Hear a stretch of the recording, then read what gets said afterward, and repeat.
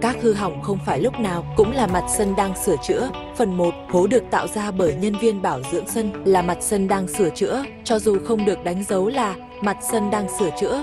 Tuy nhiên, không phải tất cả các hư hỏng được gây ra bởi nhân viên bảo dưỡng sân đều là mặt sân đang sửa chữa. Ví dụ của hư hỏng không phải là mặt sân đang sửa chữa một cách mặc định là vết bánh xe máy cày, nhưng hội đồng có thể tuyên bố các vết bánh xe sâu là mặt sân đang sửa chữa. Một nút hố cờ cũ bị sụt xuống thấp hơn bề mặt khu vực gạt bóng. Tuy nhiên, xem luật 13.1, các cải thiện được phép trên khu vực gạt bóng